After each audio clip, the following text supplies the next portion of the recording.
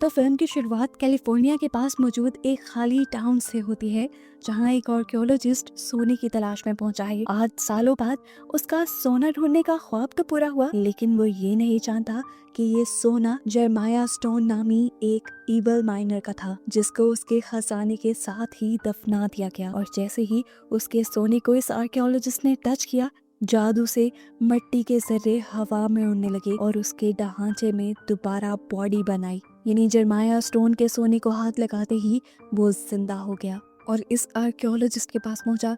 इससे पहले कि आर्कियोलॉजिस्ट इससे कोई बात करता, वो आर्कियोलॉजिस्ट के जिस्म में अपनी कुल्हाड़ी स्टैब करते हुए उसे जान से मार देता है और फिर उसका सारा खून एक पॉट में जमा कर लेता है। सीन कट होकर हम बर्टी को देखते हैं, जो उस आर्कियोलॉजिस्ट की सिस्टर थी। असल में वो आर्कियोलॉजिस्ट काफी टाइम से घर नहीं आया था और उसकी मॉम बहुत ज्यादा परेशान थी। बर्टी ने उन्हें हौसला दिया और कहा वो पहले भी तो सोने की तलाश में भटकता रहता है, अभी भी वो यहीं कहीं होगा, आ जाएगा घर।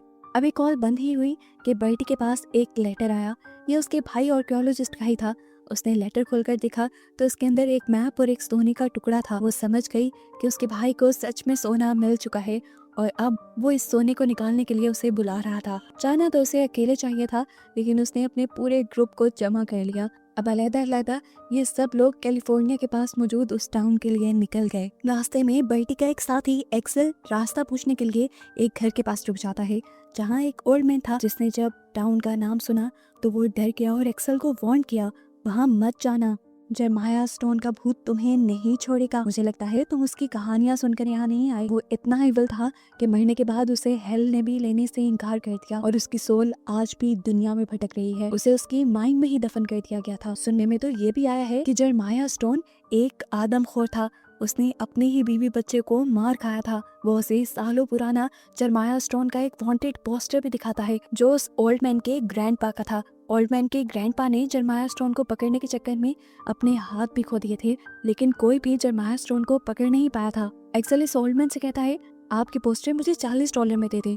एक्सेल को लग रहा था कि उसने बूढ़े आदमी को बेवकूफ बना दिया, हजारों डॉलर की चीज $40 में लेकर, लेकिन असल में वो खुद ही बेवकूफ बन गया था, क्योंकि इस ओल्ड मैन ने घर के अंदर ऐसे कई पोस्टर बना रखे थे। वो ऐसे ही जेरमाया स्टोन की कहानियां सुना कर लोगों से पैसे बटोरता था, हालांकि खुद उसे जेरमाया स्टोन की किसी भी चीज पे यकीन नहीं था। अब ये ओल्ड मैन क्योंकि जेरमाया स्टोन की कहानियां सुनाकर पैसे कमाया करता था, तो जेरमाया स्टोन को तो इस पे भी गुस्सा था। आज तो उसने पैसे कमा लिए थे, लेकिन शायद आज के बाद वो ना कमा पाता, क्योंकि जेरमाया स्टोन उसे मारने के लिए आ गया।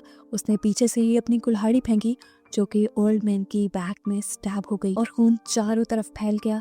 यानी वो ओल्ड मैन भी जेरमाया स्टोन के हाथों मारा गया। यहाँ देखने को मिला कि अब वो पूरा का पूरा ग्रुप टाउन में पहुंच चुके थे। यहाँ आने के बाद एक्सेल ने देखा कि उसकी घड़ी गुम हो गई थी, जो उसे उसकी फियांसी की मॉम ने गिफ्ट की थी। उसकी फियांसी उसके ऊपर बहुत ज्यादा गुस्सा होने लग गई, इसीलिए एक्सेल काम से पहले अपनी घड़ी ढूंढने लग गया। ये घड़ी उसे तो नहीं मिली, लेकिन यहाँ की एक लोकल लड़की ईव को मिल गई, जो उससे पूछती है, यही ढूंढ रहे हो तुम? एक्सेल हाँ में सर हिलाता है और यहाँ इनकी थोड़ी सी बातें होती हैं। ईवी बताती है कि वो अपनी आंट के साथ पास में ही रहती है। इनकी इन्हीं बातों के दौरान इन्हें एक्सेल की फियांसी की चिल्लाने की आवाज आई। लोग भागकर वहाँ गए तो एक्सेल की फियांसी सैलून में थी और वहाँ पे मौजूद कबूतरों से डर गई थी। टाउन खाली था तो ये चीख दूर दूर तक गई, जिसे सुनकर यहाँ पर शेरिफ भी आ गए। इस टाउन में लोग ही कम थे, तो जितने लोग यहाँ रहते थे एक दूसरे को अच्छे से जानते थे।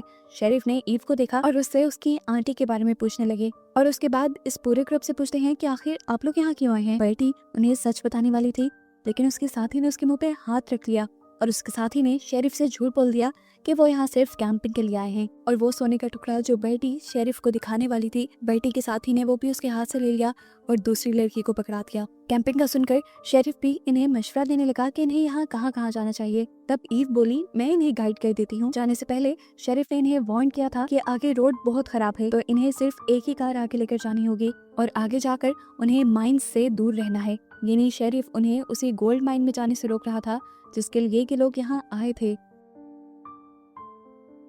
अब एक्सेल की फियांसी, जिसके पास सोने का टुकड़ा आ चुका था, वो यहाँ से भाग जाने का सोचती है।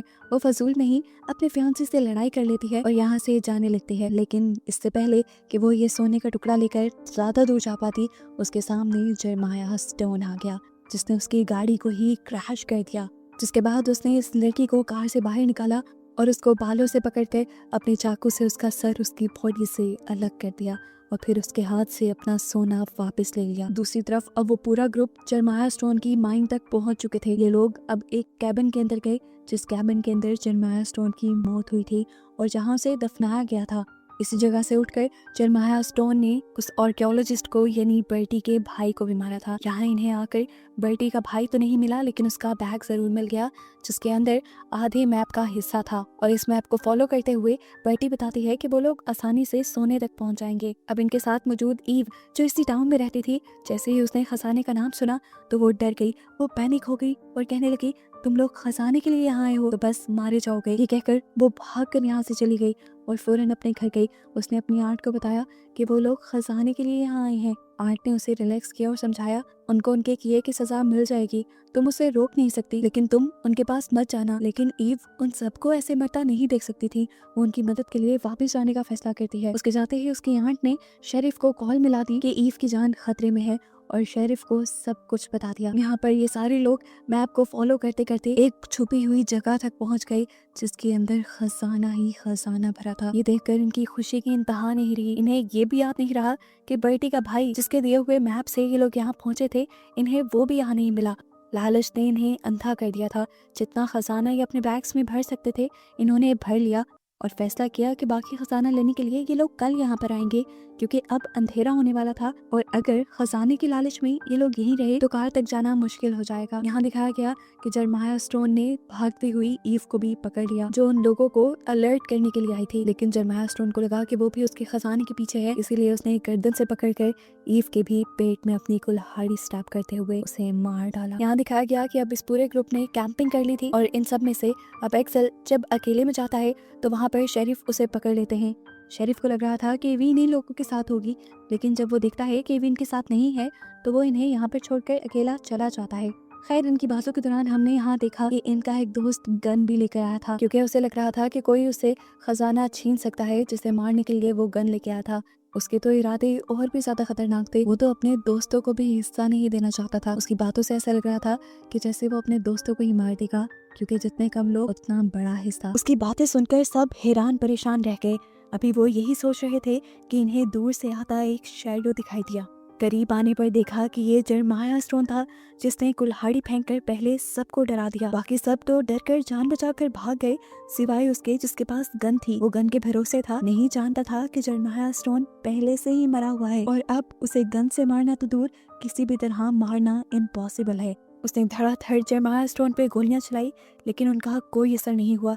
कि देखकर अब वो भी डर गया। उसने भी यहाँ से भागने की सोची लेकिन सोना उठाकर अब एक लड़की कार में बैठ गई थी। इससे पहले कि वो कार चलाकर यहाँ से भाग पाती, जरमाया स्टोन दूर से ही अपनी कुल्हाड़ी फेंकता है जो उसके विंड स्क्रीन को तोड़ते हुए उसके सर में स्टैब हो जाती है और वो वहीं मर जाती है। ये देखकर बाकी लोग डर गए और दूसरे डायरेक्शन में भागने लगे। वहां जाकर देखा कि वो गन वाला आदमी पहले ही अपनी कार में बैठ गया था और अपने ग्रुप वालों को छोड़कर अकेला ही भागने की तैयारी में था, लेकिन जरमाया स्टोन उसे ज्यादा दूर जाने नहीं देगा। जरमाया स्टोन ने साइड विंडो से उसके कार के स्टीयरिंग को पकड़ लिया और तेजी से स्टीयरिंग घुमाते हुए उसकी कार को पूरी तरह अनबैलेंस कर दिया कि उसकी कार जाकर वहां मौजूद दूसरी कार से टकरा गई और ब्लास्ट कर गई और इसी ब्लास्ट में वो भी जलकर मारा गया।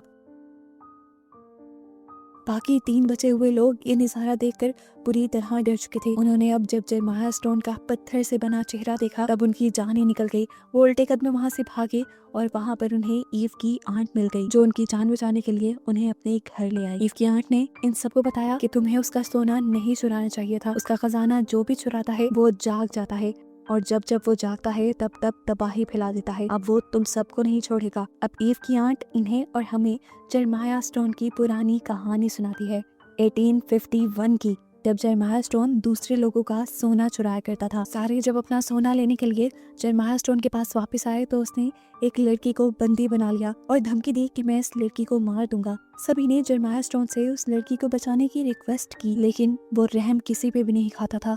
उसने सबके सामने लड़की को लटकाकर कुल्हाड़ी मार के बुरी तरह से उसका कत्ल कर दिया, वो भी सबकी आंखों के सामने।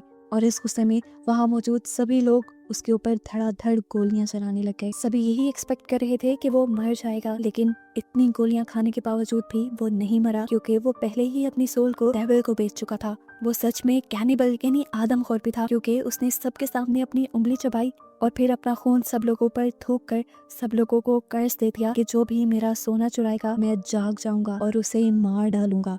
ये कहते ही वो अपनी माइंड के अंदर चला गया और वहीं पर सो गया। उस दिन के बाद से आज तक जब जब कोई भी उसके सोने को ढूंढ लेता है तो वो जाग जाता है और सबको मार डालता है और फिर दोबारा से अपना मिशन पूरा करने के बाद सो जाता है। अब तुम लोगों ने उसे जगाया है, वो तुम लोगों को मार कर ही सोएगा। ये ग्रुप वाले पूछते हैं क्या बचने का भी कोई रास्ता है, तो वो बताती है कि बचने का सिर्फ एक ही रास्ता है कि तुम उसके सारे सोने को वापस रख दो, छोटे से छोटा टुकड़ा भी वापस रख देना, नहीं तो कर्ज खत्म नहीं होगा। लेकिन छोटे टुकड़े किस किस के पास थे ये लोग नहीं जानते थे। तब आंट ने उन्हें कहा कि तुम उसे उसी की माइंड में बुलाओ और डायनामाइट से उसकी माइंड ही तबाह कर दो, शायद फिर वो मर जाए। अभी ये लोग प्लान कर ही रहे थे कि जरमाया स्टोन ने इसके घर भी आ गया। आंट ने जरमाया स्टोन को जलाने के लिए अपनी लालटेन उठा ली, लेकिन दूर से ही जरमाया स्टोन ने अपनी कुल्हाड़ी फेंकी और वो लालटेन टूट गई। कैरोसिन ऑयल और आग एक साथ आंट के ऊपर गिरने की वजह से आंट भी यहाँ जलकर मारी गई। इसके बाद उन्होंने इस ग्रुप के एक साथी का गला पकड़ लिया। इससे पहले कि वो उसे जान से मार देता, दूसरे साथी ने उसी की कुल्हाड़ी से उसी का हाथ काट दिया और फिर ये लोग डायनामाइट लेकर बाहर की तरफ भाग गए, जबकि जरमाया स्टोन अपने टूटे हुए हाथ की जगह अपनी कुल्हाड़ी उठाकर लगा लेता है। यहाँ बाहर ये तीनों प्लान बना रहे थे कि जरमाया स्टोन का सारा सोना उसकी माइंड में रखकर उसे ही वहाँ बुलाकर डायनामाइट रखकर उसे ही तबाह कर देंगे। अब ये लोग डायनामाइट को माइंड के अंदर रखने के लिए चले गए, जबकि बर्टी बाहर ही रुकी हुई थी डायनामाइट का बटन दबाने के लिए। अब जरमाया स्टोन भी अपनी माइंड में आ गया था। इन दोनों को यहाँ देखते ही गुस्से से भड़क गया और इनको अपनी कुल्हाड़ी से मार मार कर उसने जख्मी कर दिया। ये दोनों अपनी आखिरी सांसें गिन रहे थे। इससे पहले कि जरमाया स्टोन उनको पूरी तरह मार देता, जल्दी से बर्टी यहाँ आकर जरमाया स्टोन को फ्लेयर गन से जला देती है और फिर अपने दोनों साथियों को लेकर बाहर आने की कोशिश करती है, लेकिन एक्सेल बाहर आने से मना कर देता है क्योंकि उसे पूरी तरह जरमाया स्टोन को खत्म करना था। बर्टी तो अपने साथी को लेकर बाहर आ गई, लेकिन एक्सेल ने अंदर ही रहकर उन बॉम्ब्स को ब्लास्ट कर दिया। वहाँ पे एक बहुत बड़ा धमाका हुआ जिसमें एक्सेल भी मारा गया। अब तक सुबह भी हो चुकी थी।